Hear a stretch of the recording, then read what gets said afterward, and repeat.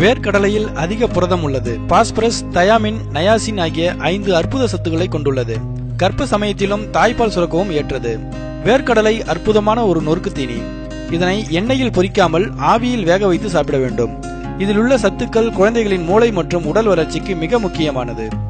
வேர்க்கடலையை பெரும்பாலானோர் கொழுப்பு மிக்க உணவே என்று நினைக்கிறார்கள். உண்மையில் இதில் நல்ல கொழுப்பு அமிலங்களே உள்ளன. இவை கொலஸ்ட்ராலை கட்டுப்படுத்துகிறது. சர்க்கரை அளவை குறைக்கும் இதன் நன்மைகளை பற்றி இப்போது பார்ப்போம். வேர்க்கடலை நோய்களிலிருந்தும் தொற்றுகளிலிருந்தும் நம்மை காப்பாற்றும்.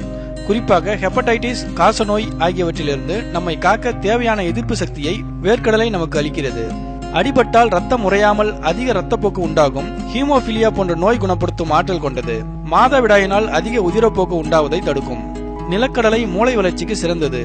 மூளை வளர்ச்சிக்கு மிக முக்கியமான சத்தான விட்டமின் நியாசின் வேர்க்கடலையில் உள்ளது. இது மூளை வளர்ச்சிக்கும் ஞாபக சக்திக்கும் பெரிதும் பயனளிக்கிறது. இரத்த ஓட்டத்தையும் சீராக்குகிறது. இது இளமையை நீட்டிக்க பெரிதும் உதவுகிறது. நிலக்கடலையில் உள்ள பாலிபினால் செல் வளர்ச்சியை தூண்டி முதுமை அடைய செய்வதை தடுக்கிறது. நிலக்கடலையை தினமும் 30 கிராம் அளவுக்கு சாப்பிட்டு வந்தால் பித்தப்பை கல் உருவாவதை தடுக்க முடியும் என்று ஆய்வுகள் தெரிவிக்கின்றன.